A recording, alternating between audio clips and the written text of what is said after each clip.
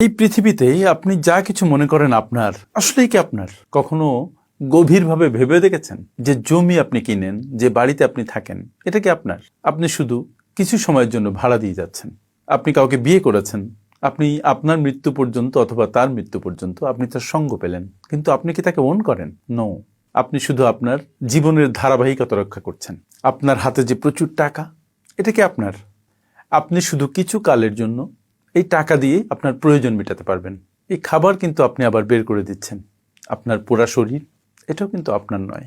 এটা একসময় মাটিতে বিলীন হয়ে যাবে। আপনার যে জীবন, যেটাকে আপনি সুন্দর করে যাপন করছেন, এটাও সময় হলে আপনাকে ফেরত দিয়ে দিতে হবে। জীবন আপনার নয়। আপনি পৃথিবীতে কোনো কিছুই ওন করেন না।